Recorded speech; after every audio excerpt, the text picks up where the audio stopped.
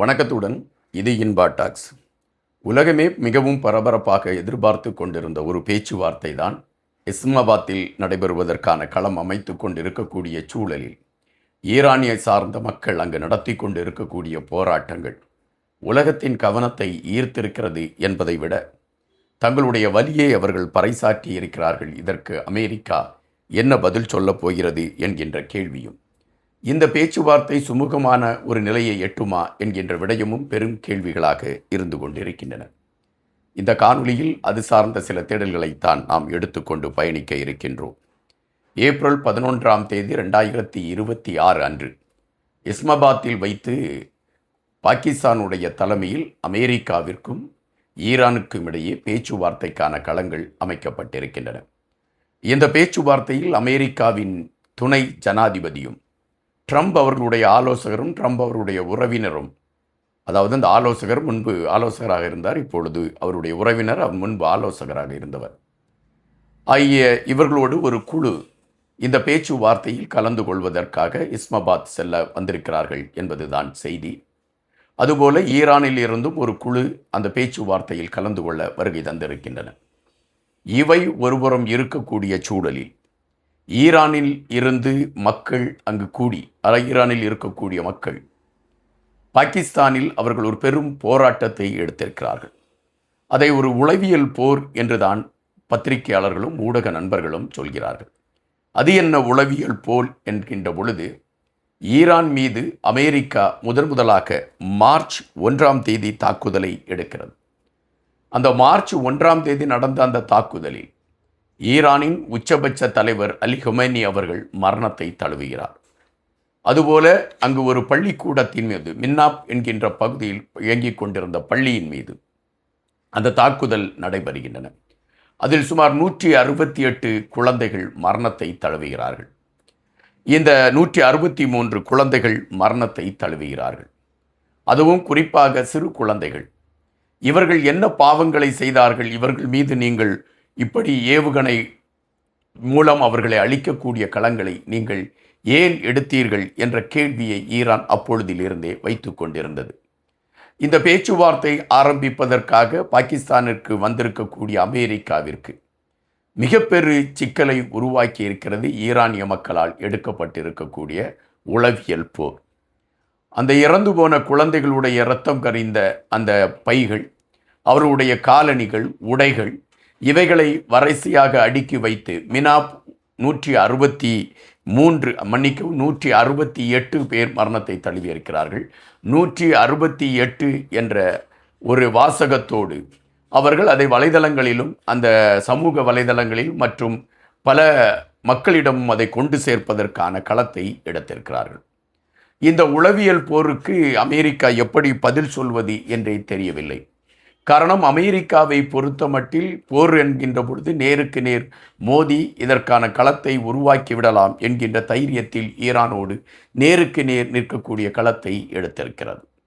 ஆனால் இப்பொழுது உளவியல் ரீதியான போர், இது எங்களுடைய மக்களின் மீது நடத்தப்பட்ட திட்டமிட்ட படுகொலை என்று ஈரான் எடுத்து வைக்கிறது. ஆனால் அமெரிக்காவை பொறுத்தமட்டில் இது துரதிர்ஷ்டமாக நடந்த ஒரு விபத்து என்று குறிப்பிட்டிருக்கிறது. நாங்கள் அந்த பள்ளியை தாக்க வேண்டும் என்ற நிலைப்பாடை நாங்கள் எடுக்கவில்லை. ஆனால் அந்த பள்ளியின் மீது ஏவுகணைகள் விழுந்திருக்கிறது என்கின்ற செய்தி திட்டமிட்டு நடத்தப்பட்டதல்ல, அது எதேச்சையாக நடந்த ஒரு சம்பவம் என்று அமெரிக்கா மறுப்பை கூறியிருக்கிறது. ஆனால் 2 ஏவுகணைகள் அந்த பள்ளிக்கூடத்தின் மீது வீசப்பட்டது என்பதுதான் களம். இது திட்டமிட்டு நடத்தப்பட்ட தாக்குதல் என்பதில் எங்களுக்கு எல்லளவும் மறுப்பில்லை என்கின்ற ரீதியில் ஈரான் கடுமையான உளவியல் போரை எடுத்திருக்கிறது. இதுதான் இன்று பரபரப்பாக பேசப்படக்கூடிய ஒரு களத்தை நோக்கி நகர்ந்திருக்கிறது. இந்த சூழலில்தான் பேச்சுவார்த்தைக்கான களங்கள் எடுக்கப்படுகின்றன. இந்த பேச்சுவார்த்தையில் இரு நாடுகளை மையப்படுத்தி இரு நாடுகளும் நிபந்தனைகளோடு தான் பேச்சுவார்த்தையை ஆரம்பித்திருக்கும். ஆனால் ஈரானை பொறுத்தமட்டில் ஈரான் மிக தெளிவாக இருக்கிறது. லெபனான் மீது நடத்தி கொண்டிருக்கக்கூடிய போர் அல்லது தாக்குதல், இதை நாங்கள் மிக லகுவாக கடந்து செல்ல முடியாது என்கின்ற விடயத்தில் ஈரான் மிக தெளிவாக இருக்கிறது. அமெரிக்காவை பொறுத்தமட்டில் ஹர்மோஸ் நீரணையை திறந்துவிட வேண்டும் என்கின்ற நிலைப்பாட்டில் அமெரிக்கா உறுதியாக இருக்கிறது. ஹர்மோஸ் நீரணையை திறந்துவிட முடியாது, அதற்கான களங்களும் அதற்கான சட்டதிட்டங்களும் எங்களை சார்ந்ததாகத்தான் இருக்க வேண்டும் என்று ஈரான் நிலைப்படியாக நின்று கொண்டிருக்கின்றன. இந்த சூழலில் இன்னொரு விடயத்தை அமெரிக்கா எடுத்து வைத்திருக்கிறது. அது அணு சார்ந்த விடயங்கள். அணு உலை மூட வேண்டும், அங்கு அணு ஆயுதங்கள் தயாரிக்கப்படவில்லை என்பதற்கு உறுதி பத்திரத்தை ஈரான் தர வேண்டும் என்ற கேள்வி எழுப்பப்படுகிறது. இன்னொரு பிரச்சனையில் ஈரானில் எழும்பி இருக்கக்கூடிய பொருளாதார பிரச்சனை. இந்த பொருளாதார பிரச்சனைக்கான தீர்வு எது என்பதை மையப்படுத்திய களத்தோடு ஈரான் நின்று கொண்டிருக்கிறது. இந்த பொருளாதார பிரச்சனைக்கு ஒரு விடிவை தரக்கூடிய களத்தை, அதாவது அமெரிக்கா தான் எங்கள் மீது போர் தொடுத்திருக்கிறது, அதன் அடிப்படையில் எங்களுக்கு ஏற்பட்டிருக்கக்கூடிய பொருளாதார சிக்கலை தீர்ப்பதற்கு அமெரிக்கா முன்வர வேண்டும் என்ற கோரிக்கை ஈரானால் எடுத்து வைக்கப்படுகிறது. அப்படி என்றால் இங்கு சிக்கலான கருத்துகள் முன்னெடுத்து வைக்கப்படுகின்றன. ஒன்று, லெபனானுடைய போரை நிறுத்த வேண்டும் என்கின்றது ஈரான். ஆனால் லெபனானில் நாங்கள் தொடுத்து கொண்டிருக்கக்கூடிய போரை நிறுத்தப் போவதில்லை என்கின்றது இஸ்ரேல். ஹர்மோஸ் நீரணை எங்களுடைய கட்டுப்பாட்டில் இருக்க வேண்டும் என்கின்றது ஈரான். ஆனால் ஹர்மோஸ் நீரணையை திறந்துவிட வேண்டும், அது அதாவது எல்லா நாட்டை சார்ந்தவர்களும் பயன்படுத்தக்கூடிய களமாக இருக்க வேண்டும், அப்படி இல்லை என்றால் அதனை மையப்படுத்திய நடவடிக்கை எடுக்கப்படும் என்று எடுத்து வைக்கிறது அமெரிக்கா. இதில் இரு நாட்டுகளுக்கும் இடையே குழப்பங்கள் நீடித்து கொண்டிருக்கின்றன. எங்களுடைய நாட்டிலே அணு சார்ந்த ஆயுதங்கள் தயாரிக்கப்படவில்லை என்ற கருத்தை தெளிவாக எடுத்து வைக்கிறது ஈரான். ஆனால் உங்கள் நாட்டிலே ஆயுதங்கள் தயாரிக்கப்படுகிறது, நீங்கள் அந்த ஆயுதங்களை வைத்து உலகத்திற்கு அச்சுறுத்தலை உருவாக்கி கொண்டிருக்கிறீர்கள் என்கின்றது அமெரிக்கா. இந்த குழப்பங்கள் சென்று கொண்டிருக்கக்கூடிய சூழலில் பொருளாதார விடயத்தை மையப்படுத்திய செய்தி. இந்த பொருளாதார விடயத்தை மையப்படுத்திய செய்தி என்பது ஈரானை பொறுத்தமட்டில் அதற்கு முன்பே போராட்டம் நடைபெற்று அது பொருளாதார வீழ்ச்சியை சந்தித்து கொண்டிருந்தது. ஆனால் அமெரிக்கா போர் தொடுத்த களத்தில் இருந்து அந்த பொருளாதார வீழ்ச்சி இன்னும் அதிகமாகிவிட்டது.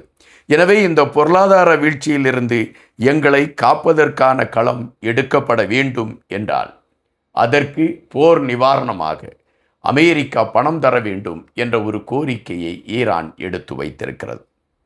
இத்தனை பிரச்சனைகள் மத்தியில்தான் இந்த பேச்சுவார்த்தை நடைபெறுவதற்கான களமாக அமைந்திருக்கிறது.